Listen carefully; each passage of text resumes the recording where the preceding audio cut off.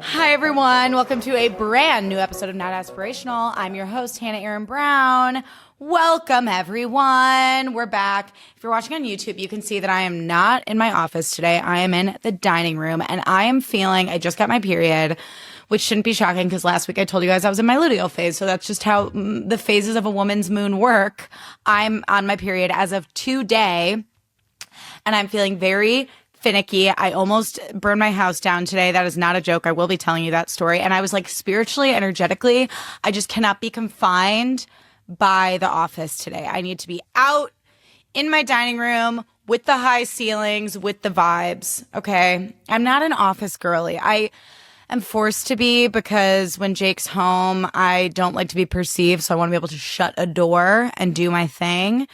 But if he's out of the house, I really don't want to be in there. So I'm in here today, and the energy is pretty good. I got this large McDonald's Diet Coke. I said it's the first day of my period. After a year, almost a year of not having one of my teeth, I had to get a tooth pulled last fall. Also, if you're watching on YouTube, you can see that I got hot sauce on my white sweatshirt. It is what it is. I was wearing it for all of 20 minutes before I got hot sauce on it, and I just said, that's the kind of day we're having. Mind you, that was before I almost burned my house down. More on that in a second. Like I said, I, last September, had to get a tooth pulled because of a root canal from college, like gone bad. And I have been toothless for almost a year. I've been missing this tooth, and I finally got the crown put in today, and it's like stages. If you've never gotten tooth pulled and had to get a crown, bless you, you're lucky. Like, I hope it never happens to you. But I finally got the crown today, and I gotta tell you, I think my smile still looks fucked up. And that's no shade to my dentist. I truly, I think they're also talented and nice, but it's just like, change is hard. I have an itch under my boob.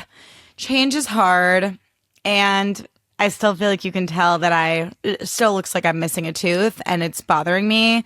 So I am spiraling over that. That coupled with the first day of my period, I'm a little fragile, but we're here. And today's episode is going to be super fun. We are going to be talking about how to give yourself a hot girl habit audit so that we can harness this fun end of summer, back to school, fall, autumnal energy to just sort of see how we're doing, do a little check-in, and then make adjustments as needed. But before we get into that, some stuff I just have to share with you. So first of all, how did I almost burn down my house today? Well, in the immortal words of Britney Spears, I lit a candle and one thing led to another and I almost burned it down. I got a candle, an expensive candle, okay? I treated myself. I said, I'm going to get a $65 candle, and it's from one of my favorite brands, and the scent is heavenly. And I lit it last night when I was watching the Ben Affleck, Gwyneth Paltrow movie Bounce. More on that in a second as well. And I fell asleep before I got a clean burn from the top. Well, this is a nice candle. And honestly, with all my candles, I'm a little intense, a bit anal retentive about tunneling.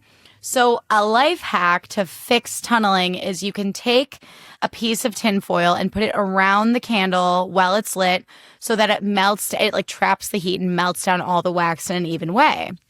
So this morning, I'm working on my couch. I have the candle on the coffee table. So because there was a little bit of tunneling because last night I was too tired. I couldn't finish the movie Bounce. I didn't have a clean burn from the candle yet. So I had to blow it out and go to bed, resulting in a little bit of tunneling. So today I'm like, cool, I'll just have it lit on the table with the tinfoil while I'm working. So it's attended. It's fine. Well, I'm working and I'm in the zone on my laptop. I'm like, yeah. And I'm like, damn, the throw on that candle is real nice. It is very potent. At one point I look up and the foil has lit on fire. It is like an open flame and it's pretty big. And I'm like, oh my God. And I have a little dish of matches right next to it. So I'm like, holy shit. So I don't know if this is a smart thing to do, so please judge away. Again, and I'm confident saying I am kind of an idiot, okay? There are areas where, we all have our gifts. There are areas where I'm smart, in a crisis, I like to think I'm smart, but mind you, I've never put out a fire before, okay? So I grab a bowl from my kitchen, like a glass bowl, and I'm like, I'll just smother the flame. Like you smother the air. A fire needs the air to stay alive. So I smother it and I hold it down and I lift the bowl slightly. Glass, like part of the glass vessel that the candle is in, has burned into a perfect ring along with the foil, and the ring of the vessel with the foil on fire falls out into the bowl as I take it off. So now I have a fire in the bowl and a fire where it started on the candle. I now have 2 open fires on my coffee table. At this point, I go, ah! Monty is following me around. He can tell that I am in a state. Jake is not home. I was like, oh my God. I look for a fire extinguisher, can't fucking find it, should probably know where that is. I get a Stanley cup full of water and I just dump it on the candle and the foil that's on fire. And there's candle wax all over my coffee table. I was like shaking, you guys. I was so scared. The thought of just setting my whole one thing led to another and I burned it down. I don't have Britney Spears money. This is a rental. I'm pretty sure renter's insurance in California is like whack at this point. We learned that from the LA wildfires. My life flashed before my eyes. And the thought of like putting my pets at risk and burning my home down because I like had to rescue my bougie candle from tunneling, like it was so scary. And I've been kind of shaken up by it all day. And then I got a new fucking tooth put in and I don't like how it looks. So like, we're in a state, okay? In the immortal words of Erica Jane, I'm under a lot of stress. But everything's fine. It was just really fucking scary. One thing led to another, and I burned it down. Okay, more recent news that is far less harrowing. There's a new girly pop album out called Who's the Clown by an artist named Audrey Hobart. Now, granted, I am late to everything.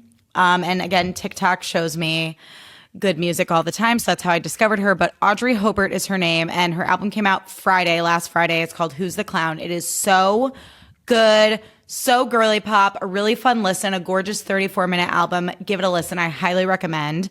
There's also a new song by Olivia Dean, who is one of the most gorgeous creatures to ever grace the face of the earth.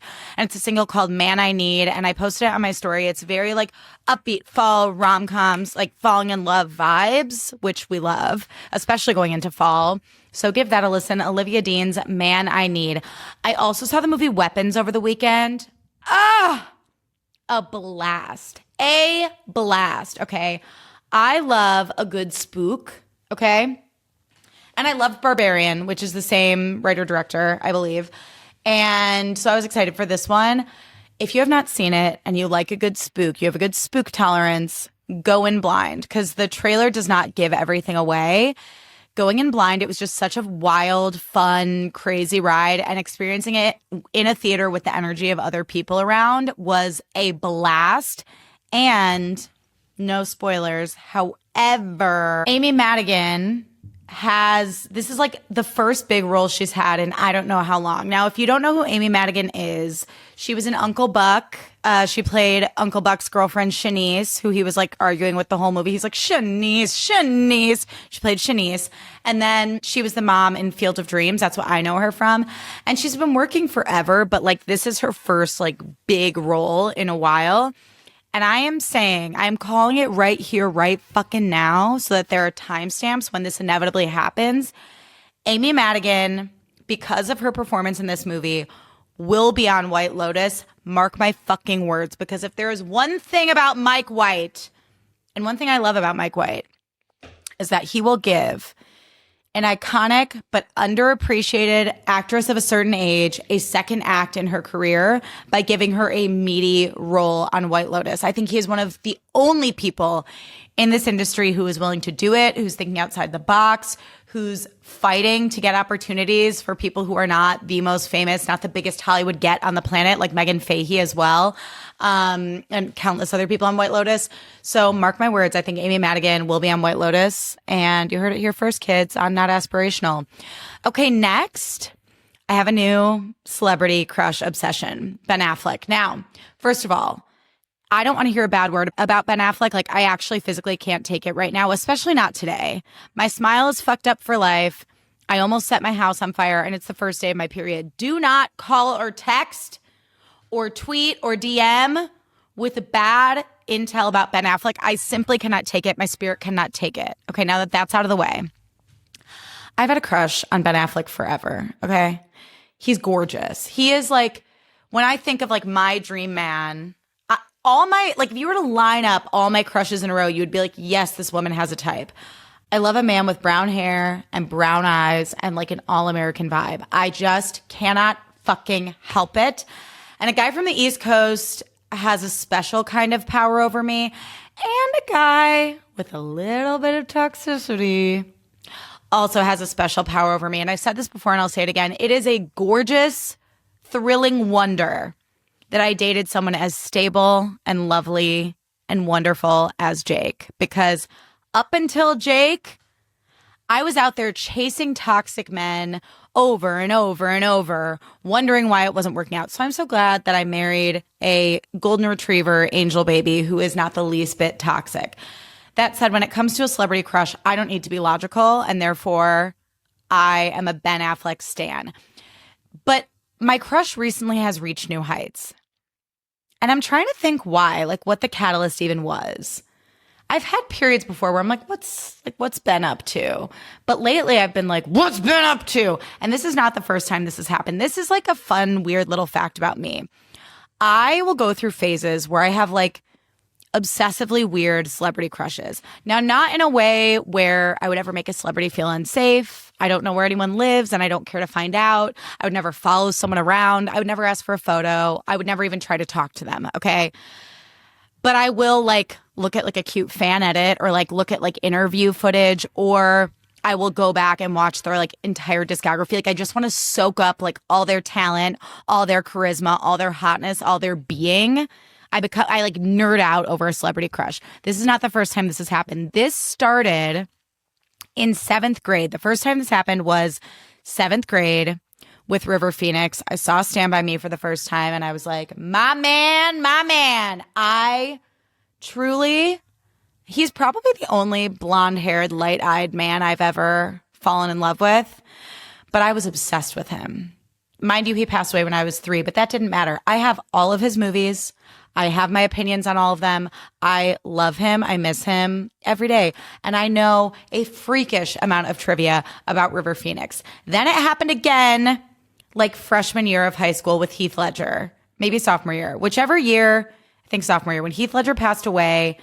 I went down this rabbit hole of just loving Heath Ledger, being obsessed with him. Again, I know like a lot of weird trivia about him. Like he loved the band Spiderbait. And I was like, I guess I like the band Spiderbait too. Like when I get in this headspace, it's as if I go to high school with my celebrity crushes and I'm like, I like what they like. And like, I like knowing that, I mean, with Heath Ledger and River Phoenix, this was not the case, but I like knowing that they exist in the same world as me. Like that makes me feel like, oh my God, like am I going to see them like, you know, between like second and third period? Like I feel so high school every time I watch a Ben Affleck edit. Like that's how I get with my celebrity crushes. Okay. So it happened with Heath Ledger.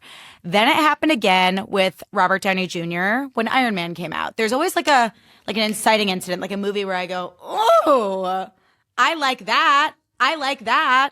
And I grew up on Robert Downey Jr. movies, but then Iron Man like lit something up in me, and that flame has never gone out, honey. Okay, let me just tell you.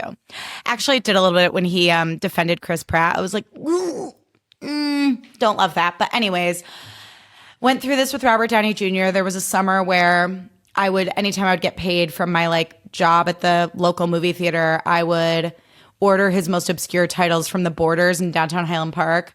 And I would ride my bike there from my mom's, pick up my DVDs, ride my bike home, and then like order a meatball sub and just like eat them in the air conditioning alone in my room all summer. Or I would ride my bike to Blockbuster and do the same thing. But for the more obscure titles, I had to purchase from Borders. So I became obsessed with Robert Downey Jr. Then junior or senior year, I don't remember. I saw Newsies for the first time. Then the Christian Bale era started, okay? Then in college was Ryan Gosling. Crazy Stupid Love was my Ryan Gosling, like, obsessive gateway drug. Then we chilled for a while, right? We chilled for a while. 2 summers ago, Jonathan Bailey. When I saw Bridgerton season 2, I was like, oh my God. Then last summer, maybe the summer before, was Milo Manheim. Now, Ben Affleck, okay? And I've realized in recent years it does coincide with when like Jake is on a work trip. So I think I'm just like bored and like starved for like a hot man to look at in my day-to-day life because my gorgeous husband is out of town. Jake, I know you're listening, but it's true. So I, fall in love with my celebrity crushes on a new level. So I'm in my Ben Affleck era, and I was thinking about him. So now that I've been like watching interviews and like fan edits, etc., I found out he loves Diet Coke, which like we need more representation in the straight man community for like why Diet Coke is delicious.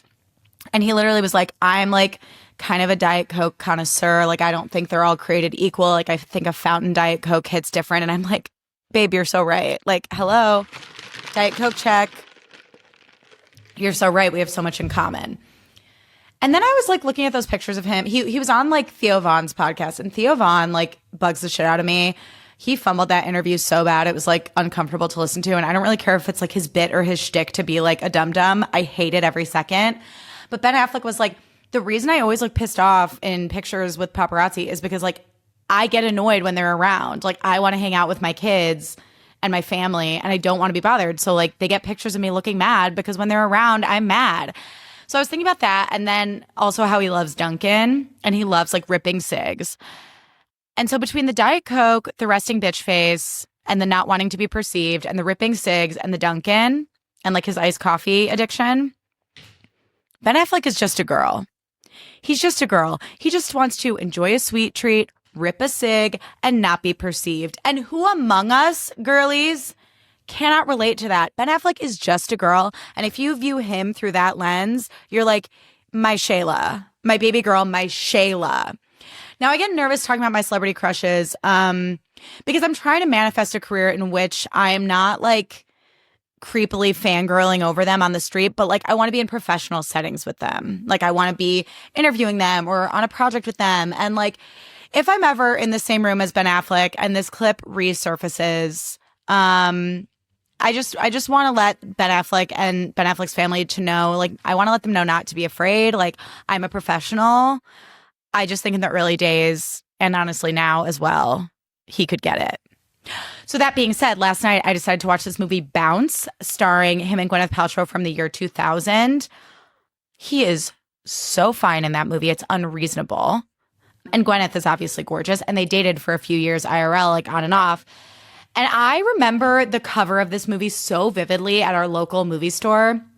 And I remember my mom and dad renting it. I think it was probably because like my dad's always had a thing for Gwyneth Paltrow, and I think they're both just like two hot people. And it was a Miramax movie that was like presented as sort of like a romantic drama. So I could see both of my parents being like, yeah, we can get into this.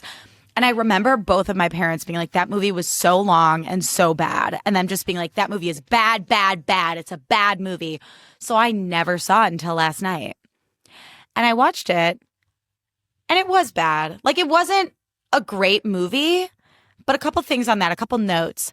I love watching, like, hot people do things, okay? So no problems there. There's no shortage of hotness in that movie.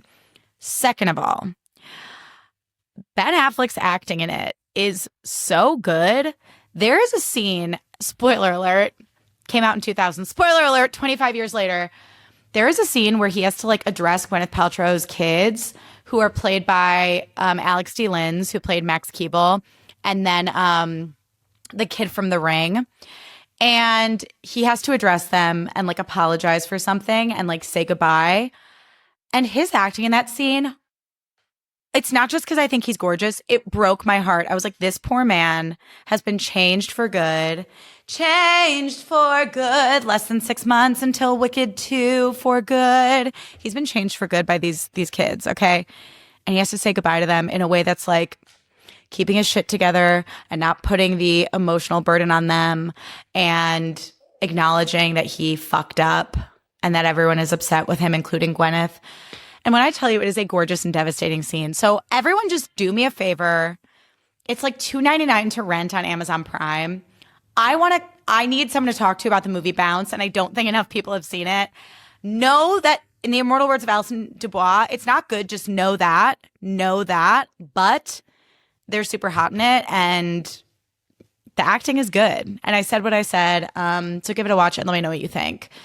Okay. now that I've been yapping for 20, oh my God, like 21 minutes, let's get into why we're really gathered here today. So, hot girl habit audit. We're taking advantage of this back to school energy. So, first of all, I just want to open with saying fall and summer for me have always had very different vibes. I know I've touched on this before. Summer, I usually get a little depressy.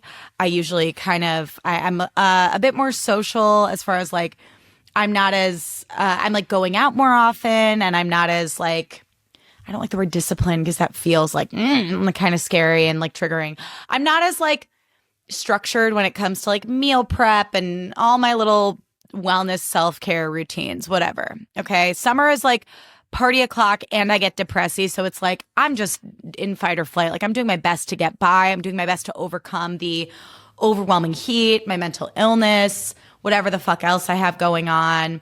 And it's hard, like it's notoriously hard for me. Fall, on the other hand, is where I come alive. That's why I got married in October. I was like, October is my favorite month of the year. Not in LA because it's really hot, but like spiritually, October is my favorite month.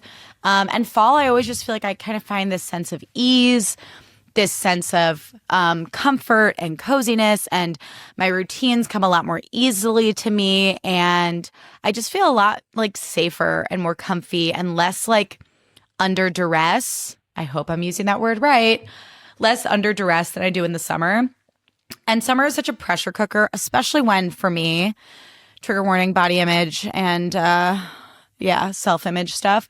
I get really stressed in the summer because I think it's just so much pressure to like feel really hot in like next to no clothing.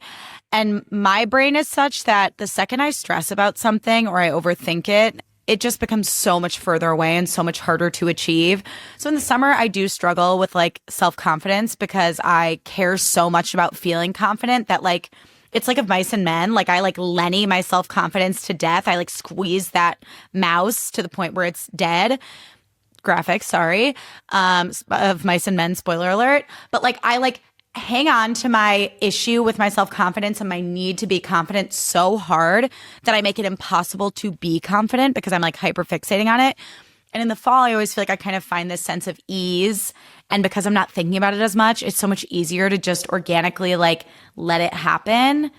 And I've never been able to sustainably put self-care practices in place in any capacity that make me feel good inside or out when it comes from this place of like punishment and shame and frustration with myself. And fall, I find just historically kind of lends itself better to that sense of ease and naturally falling into those routines.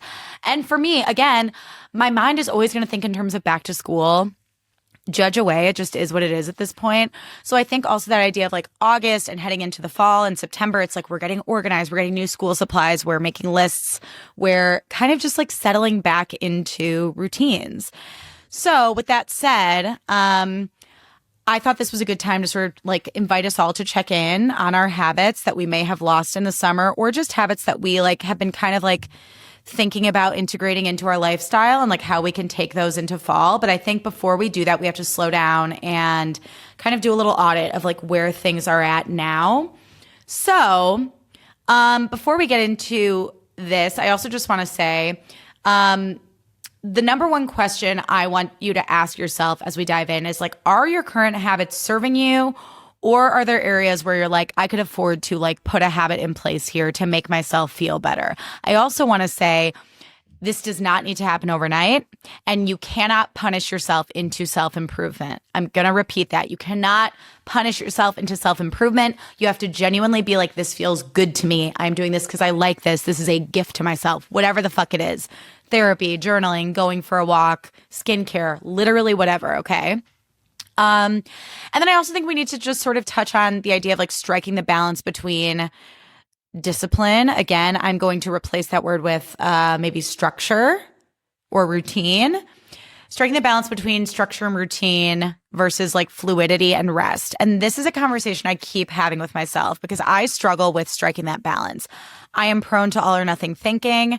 And I'm the kind of person where when I'm in my routine, and I'm like, I feel like I've figured it out, which I've said before, like the first few months of this year, I felt like I was in a really good routine as far as like what my weeks looked like, what my weekends looked like, and like kind of just how I was taking care of myself overall. I'm the kind of person who can, when I'm in those routines, I'm like, yeah, this feels great. This is why I do this. Let's keep going.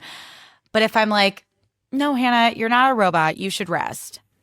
That day of rest, floppy air quote, can easily snowball into like 6 months of rest where at no point did I like stop my routines entirely, but maybe like I've dropped one thing that was really important to me, or I've like moved things around timing wise in a way that makes it harder to maintain and more stressful for myself. So like finding the balance between structure and fluidity and allowing space for both and knowing how to check in with myself and be like, okay, I don't feel like doing this thing in my routine today. Why is that? And at what point do I need to be like, Hannah, I know you don't want to today, but you know that down the road you'll feel better if you do this, versus no, I know the difference between that and me genuinely being like, no, I need to rest. I need to stop. I need to slow down. So I think inviting that conversation in with ourselves and just being like, okay, there is a balance to strike here and it's always going to be fluid and like it's going to ebb and flow, but just knowing your relationship to fluidity and rest and slowing down versus structure, routine, quote, discipline, and going, what that looks like for you and what that balance might look like, I think is important. And then also just like, I want us to all check in on like any limiting beliefs we have around routines, like things like, I have to do this, otherwise I'm lazy, or if I rest, I am unworthy. And like finding routines that work for you, okay? Not a hot girl on Instagram, not a celebrity, not someone that you put on a pedestal. Finding routines that make sense for you and your interests and your mind and your body and your spirit that feel wonderful. And that takes time and it takes trial and error. So give yourself time. And as you enter into this audit and this little check-in with yourself, maybe make a list of like wellness things you've tried or like routines you've tried and like things that have worked, things that haven't, things that felt good, things that haven't. I know I bring this up all the time, but like I used to be friends with this girl who was a runner and she was very, very thin and she was like vegan. And everyone was like, oh my God, she's so beguiling. She's so beautiful. I want her in my short film. Like she'd be like, I was in line at the post office and this person just saw me and invited me to audition for something. And I was like, okay. So if I'm not a runner and I'm not super thin and I'm not vegan, then I am a troll and no one's ever going to notice me and no one's ever going to think I'm talented. No one's ever going to think I'm special. And no one's ever going to give me an opportunity. And that was a really toxic, horrible way of thinking because she liked eating vegan and she liked running. I like walking and I like my meat. Both are okay. Both are good for us in different ways. It's important to hold space for your wellness and what that looks like for you. And do not let all this noise of the internet or people in your life or Instagram, whatever fucking propaganda is out there, get in your head about what you have to be doing or what you should be doing. What you should be doing is what's best for you. And it takes time to figure out. So gentle. Okay. And then I also want to invite us all to tune into when our routines are actually good, kind of like what I said earlier, even if we feel resistant, and trusting ourselves when we want to rest. So tuning into like where resistance might be coming from and asking yourself questions like, is this resistance coming from like self-sabotage? Like, am I playing small because I'm scared of trying, because I'm scared of failure? Or is it just like, I can't do this today. I can't work out as hard because I'm on my period. Or maybe I'm depressed right now. Or are you making excuses? Or are you just fucking tired? Like your body knows.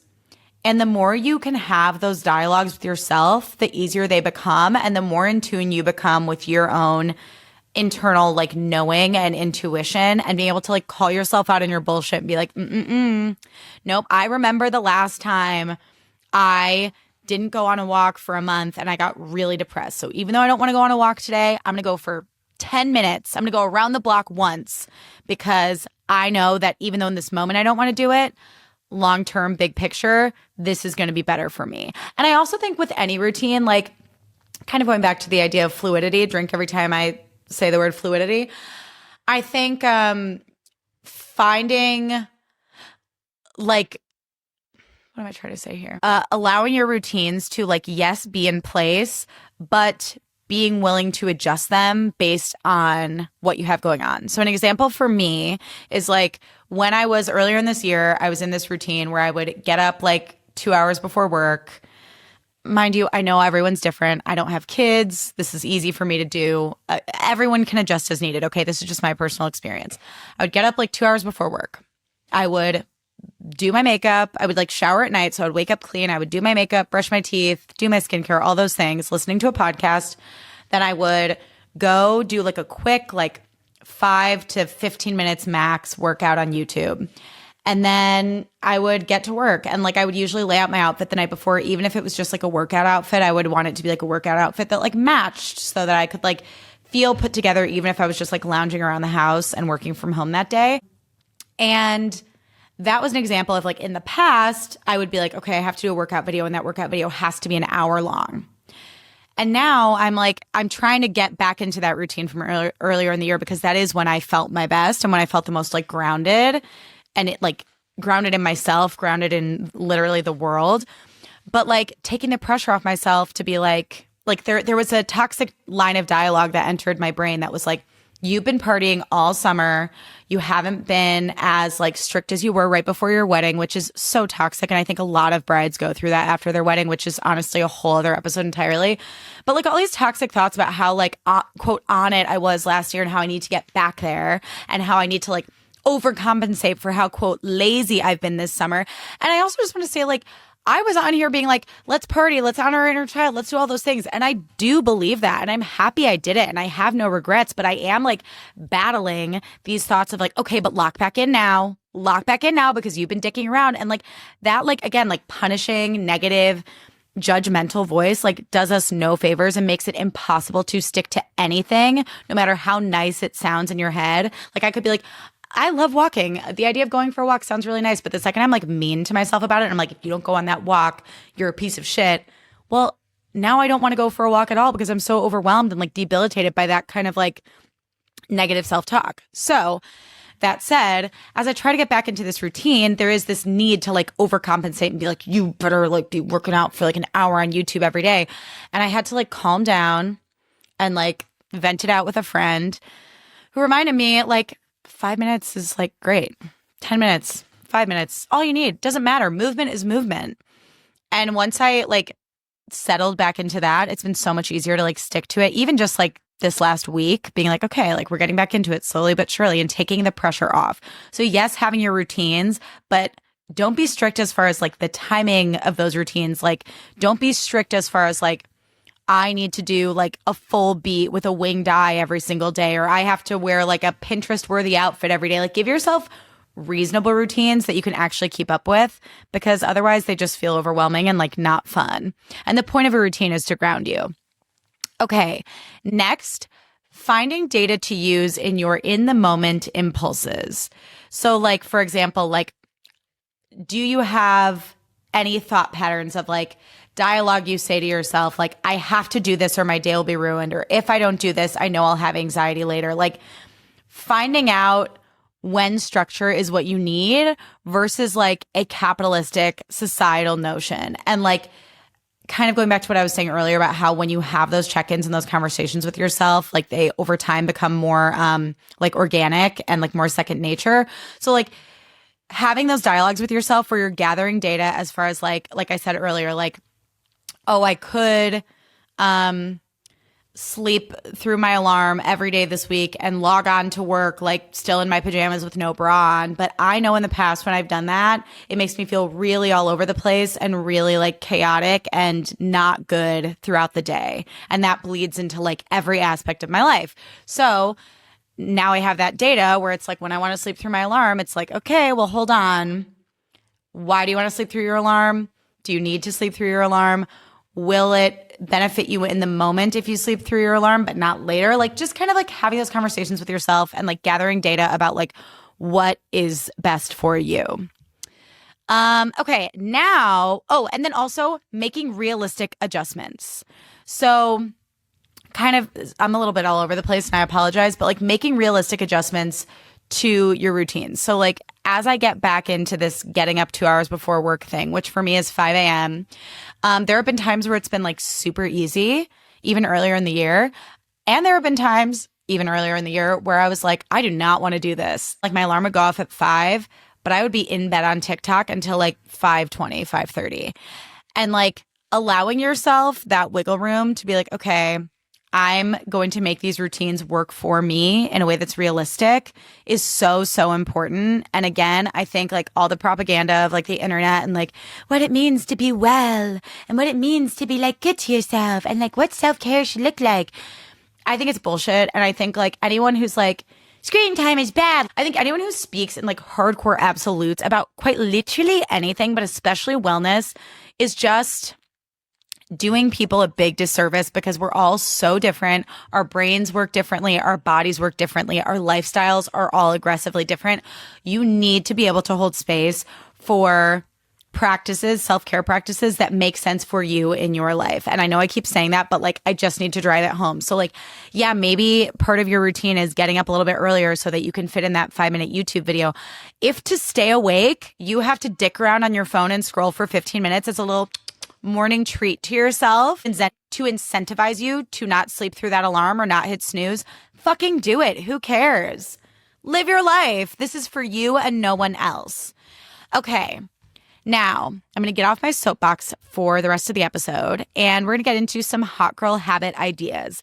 And before we dive in, I just want to say hot girl is whatever that means to you. Being a hot girl is a state of mind. It's a state of being that encapsulates being your hottest, most confident, most authentic self. It is not limited in any way to anyone. We do not gatekeep the term hot girl around here, okay? And I'm saying that as someone who has been called ugly on TikTok so many times. People will be like, is the hot girl in the room with us? And I'm like, yeah, she is, bitch. Remember in the movie A Little Princess where she's like, all little girls are princesses. All of us. Even if we're in rags, even if we don't have parents. Like, that's how I feel about hot girl culture. Like, all of us are hot girls. All of us, you know? So, hot girl habit ideas. First one, this is one that I'm trying and it's new. It's morning pages. Now, if you've never heard of morning pages is a technique that involves like daily stream of consciousness journaling. And it was originally created by Julia Cameron in her book, The Artist's Way, which is a book all about like unlocking your creativity. I've actually never read it, but I've heard amazing things from many of my creative friends. But in a nutshell, Morning Pages aims to help artists and writers overcome creative blocks by providing a daily outlet for their thoughts. So the way it works is you set your alarm a little bit early, however much time you think you need, and you do stream of consciousness writing for 3 whole notebook-sized pages, or like just journal-sized pages. The Little Coffee Fox blog writes about it. They say, the morning pages were originally designed to help artists push through creative blocks. The power of morning pages goes way beyond creativity, though. This journaling technique can benefit anyone, providing clarity, focus, and direction in daily life, from relationships to parenting to managing work-related stress. This daily check-in gives anyone, artist or not, an opportunity to untie mental knots, process through feelings, and set goals. One of the biggest rules about morning pages, by the way, is no sharing, because total radical honesty is part of it. So, in my limited morning pages experience, I've done 8 days now.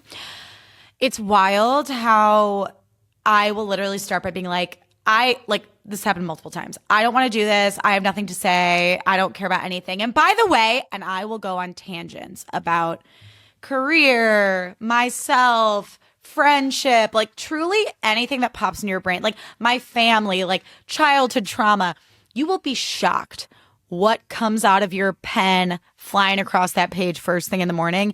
And the cool thing is, like, the pages don't lie, honey. So you could think, I've processed this thing. I don't care. I'm over it. This isn't even on my mind consciously. And then all of a sudden you're like, whoa, where the fuck did that come from? And it is really cool and it's really empowering. And you never have to read those pages again. Some people will literally like shred their morning pages when they're done because it makes them feel safer being honest. This can look however you want it to look, but I will say, like, I am really enjoying it so far. I will like sometimes put on like kind of a meditation playlist, just like really ambient music, and put in my AirPods while I do it. And it's just a really nice grounding way to start the day. And it kind of feels like you're just like, bleh, like having like a one-on-one therapy conversation with yourself before anything's even happened that day. So it's really a great way to just like brain dump and clear your head. And I think I mentioned this last week, but I had a Reiki session a couple weeks ago, and I was talking to my Reiki healer and friend, Andrea. Shout out to her. I'm going to put her in the notes, by the way. She has a company called The Rise Reiki, and she's incredible. She does virtual sessions if you want to get a session with her. But we were talking about how I kind of need to get in touch with like my feminine energy, just that like feeling safe and that softness, and how spiritual practices really help tap into that. And it's so funny because like spirituality is something that I have relied on before, and it's truly like saved my life, and I love and care about it so much. But it's the kind of thing where like sometimes I don't remember how much I need it until I've let it go for a while. My pattern is I'll be like, oh yeah, like thanks to my spiritual practices, I'm great now, and therefore I don't need it. And then it's like the wheels are falling off the car and I'm like, oh my God, I need my spiritual practices. So I'm trying to have them more involved in my day-to-day so that like obviously we're human. We're going to have good times, bad times, tough times, whatever. But like to the point where like I know when my car needs a tune-up and I can use my spiritual practices to help me do that tune-up instead of waiting for the wheels to fall off and being like, where did I put those spiritual practices? You know what I mean? So morning pages, that's a hot girl habit idea. Next, morning movement. This can be, again, anything. It can be a walk with your dog or walking with your kids to school. It could be a 5-minute YouTube video. It could be a morning stretch. The point is, it moves your stagnant energy around and it centers you. And it is just a gorgeous way to start the day. Next, getting ready. You might just be like, Hannah, you're just regurgitating your whole morning routine to us. And that might be true, but these are things that have helped me, and that's really all I can speak on. So getting ready, if this doesn't seem doable every day, give yourself some like parameters around it. Like maybe it's like, well, Wednesdays I have to go into the office. So that's the day that I'm going to get dressed. I'm going to like lay out a cute outfit that I like. Or like Thursdays I have therapy. So I'm going to like do my makeup that day. Like you can define what getting ready means to you. I just always feel better and more equipped to handle life if like my hair and makeup are done, you know? And so you can totally customize that for you. But I do think it's just giving yourself a little bit of like extra time and care. And even if you're like not a makeup person and you are like a natural girly, like, I don't know, like putting your hair in like a braid or something that makes you feel great, putting on a baseball cap you love, I don't know, something low maintenance, but giving yourself that extra time to be like, yeah, I look cute today. I feel cute. And then also, as we head into the fall, doing a quick little check-in on the last time you went to the dentist, your general practitioner, your OBGYN, your dermatologist, and make those appointments along with seasonal shots. Just looking at your calendar, and I know it can be like overwhelming to make all those calls and all those appointments at once. So maybe like go through your daily planner or like your Google Calendar and set a reminder for yourself over the next like few weeks, like once a week, like call the dentist and make an appointment, call the OBGYN, make an appointment, whatever. Because I think so often with self-care, we think it looks like a bubble bath or a face mask. But I've said this before, I'll say it again, going to the doctor is like the biggest form of self-care, the biggest gift you can give yourself. And I actually just within the last year, I've lived in LA for 7 years. I have bounced around from doctor to doctor because my insurance has been, when I've had insurance, has been all over the place. But I finally have a GP that I really like. And she told me something that's really cool about millennials specifically is that she's like, you know, boomers are kind of like the silent generation where they won't do their annual appointments and then they'll come in when things are already really wrong and it can be too late sometimes. And she's like, what's great about your generation is you guys are really on top of your yearly exams. So like, even if something were wrong, like we could handle it. So it's just really important. And I know this country is such bullshit when it comes to healthcare, and I fucking hate it. And I hope it gets fixed in my lifetime. But whatever doing a check-in on your health looks like for you, whatever's doable for you, you deserve it. You deserve that time. And I know that it can be anxiety-inducing. Trust me, my mom went to the doctor because her leg hurt her, and that ended up being stage 4 cancer. So like, I understand the anxiety, but knowledge is power, and you owe it to yourself, and you deserve it. And then another thing going into fall that I think is a great little part of this hot girl habit, wellness check, audit, whatever the fuck we want to call it, is taking friendventory. This is looking at all the friends and acquaintances and relationships in your life and asking yourself a few important questions. First of all, take note of when you get a text from that person and ask, does your asshole clench? Do you fundamentally never want to see that person? Do you make plans with that person from a place of fear, obligation, or guilt? Fog, as I mentioned a few weeks ago. Do you feel weird when you tell them good news? Do you feel weird telling them that you can't hang out? Do you feel like you're constantly, quote, in trouble when you don't actually feel like you've done anything wrong? Do you question your own sense of self, your own intuition in this friendship?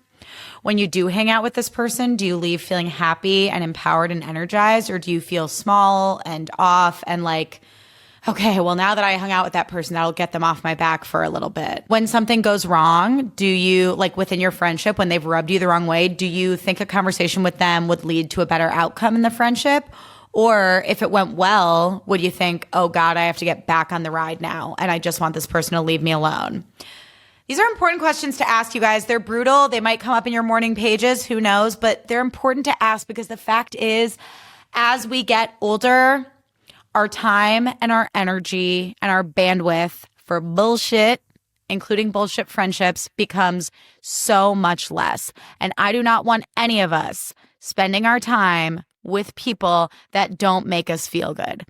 And sometimes if it's a close friend of yours and you're just going through a weird moment, yes, fine, have the conversation. But you know in your gut, I'm talking to you, you know in your gut, if you don't even want to have the conversation. If you know in your gut, I just don't like this person, and you don't need to fucking justify it to anybody. It's like dating. You're just not that into them. Maybe they're an asshole and they've wronged you one too many times, or maybe you're just not that into them.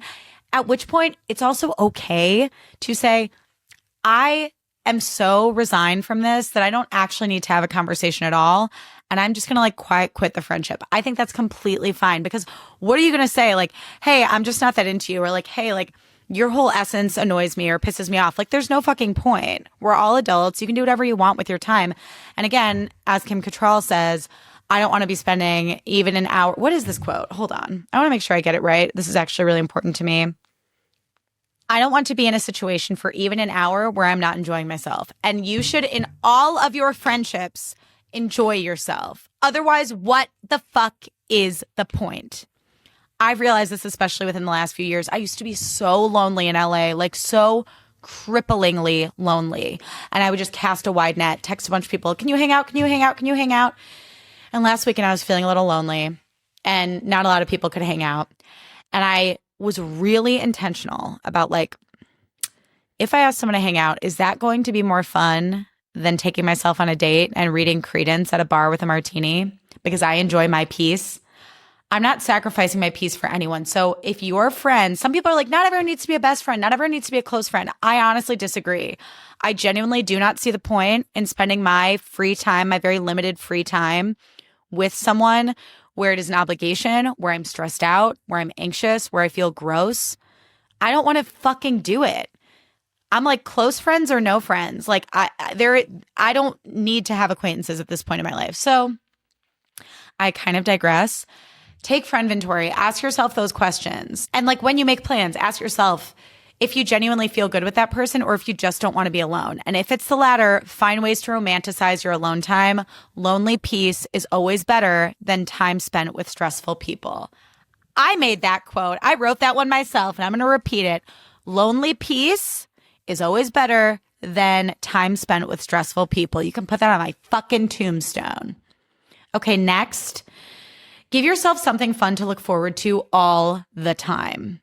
Big or small. A trip, a FaceTime date with a long-distance friend, a me date, a walk around the mall or the block, a podcast episode you love, an outfit you're excited to wear, a perfume you save for the weekends, a coffee creamer you love using every morning. Give yourself something to look forward to, because life is fucking hard. Shit is challenging, but it's a little less challenging and a little less shitty if you make your life fun. Oh, Sundays I go to the farmer's market and I get myself flowers. Oh, like Friday I order in lunch from Goop Kitchen. That's just me personally. Give yourself things to look forward to. And they don't always have to be expensive, and they don't have to be as big as like a vacation with friends every single summer. It can literally be, I can't wait to go grocery shopping on Saturday at 8 a.m. with my AirPods in and my favorite podcast, left the fuck alone, buying my favorite groceries. It can be anything, okay? But give yourself something to look forward to, because again, I've said this before, it like taps into that main character energy and it just makes life a little more sparkly and a little more interesting. And that is what the hot girl essence is all about. And then the last hot girl habit idea I have for you is do a closet clean out. And a couple things to keep in mind with this. If it doesn't fit, Ask yourself, are you willing to invest in the tailoring? Do you love the piece so much that you are willing to invest in tailoring? Consider that. Do you feel great in it? Or do you do that like head tilty thing where you're like, does this look good on me? Do you have to send a picture to a friend and be like, is this cute? If you have to ask that, you don't like it. And that's okay. You don't like it. Unfortunately, when I was less mindful about my shopping and my spending, and I didn't know as much about like what silhouettes I liked and what my style was, I wasted so much money getting shit that I thought would fix a problem and it didn't. And I had to get rid of it like so soon after I got it. And it sucked. So be intentional with your shopping, but like do a closet clean out. You cannot know what gaps you have until you get rid of the annoying clutter and shit that is like cluttering your literal physical closet and therefore cluttering like your mind, body, and spirit, you know? And then once you do that, you can identify your wardrobe gaps. Like notice when you're trying to get dressed and you're like, you know what would make my life easier right now? A denim jacket, and I don't have one. From there, then you can like start like adding like a mindful shopping list, like putting that together of like things that you want to keep an eye out for. And with that, be patient about like cut, style, price. Take your time with it. I'm speaking from experience again. Because when you get the right thing, when you get that perfect white t-shirt that just like fits you great, or that pair of jeans that you just feel amazing in, your wardrobe is going to feel 8,000 times bigger. But in order to figure out what those gaps are, you have to get rid of all the clutter and bullshit in your way. So highly recommend a closet clean out. That's less of a hot girl habit and more of just like something you could do going into fall. But yeah. I feel like this episode was all over the place, and I do feel like I say that every week, but I hope that it was of value. I hope that some of this resonated, and feel free to message me with any thoughts or questions or feelings. May this fall be grounding and hot and cozy and practical magic core and all the things that us hot girls want out of fall. And with that, I just want to say thank you all so much for listening. If you're not following me already, follow me across platforms at Hannah Aaron Brown. That's HANNAH AARON BROWN. If you love the podcast, leave a rating and a review. Share this episode with a friend. Share it to your story. Subscribe and comment on YouTube. Leave a comment on Spotify. I love hearing from you all, and it is very helpful. And then if you want to be featured on the show on like a Wellness Check Wednesday episode, or you have any thoughts or questions, literally anything, you can always get in touch with me at notaspirationalpod@gmail.com. That is in the show notes. I love you all. Thank you so much for listening. May this be the hottest, best fall yet. And I will talk to you soon. Bye.